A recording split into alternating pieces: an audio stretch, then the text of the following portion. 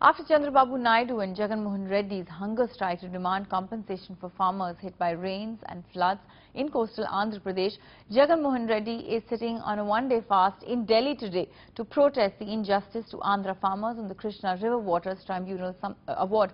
In fact, that's something that farmers in Telangana feel very bitter about, considering their perennial woes never seem to catch anyone's attention. On New Year's Eve, a day after the Sri Krishna Committee on Telangana had submitted its report to the union government, Venkatayya hanged himself to death. Borewells and crops had repeatedly failed, debts mounted, hope had perished.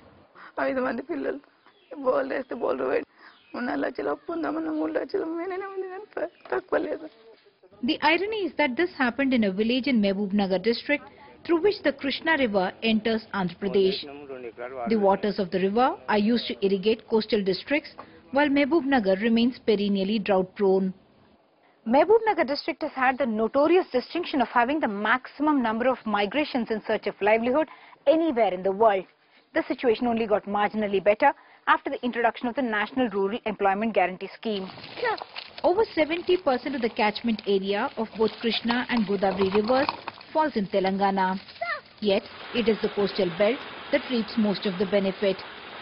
The connection between sharing of waters and prosperity is not lost on anyone.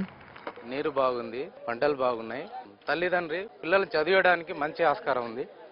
తెలంగాణలో అయితే భూమి తక్కువ ఉంది, నీళ్లు తక్కువ ఉన్నాయి, చదివిపోయడానికి పిల్లలకు ఆస్కారం లేదు. అందునుంచి తెలంగాణ బాగా అభివృద్ధి లేదు, ఆంధ్రాలో చాలా అభివృద్ధి అయింది. That is why there is resentment when leaders like Chandrababu Naidu and Jagan Mohan Reddy sit on hunger strikes demanding justice for farmers in coastal Andhra region who would have harvested a bumper crop but for unprecedented floods.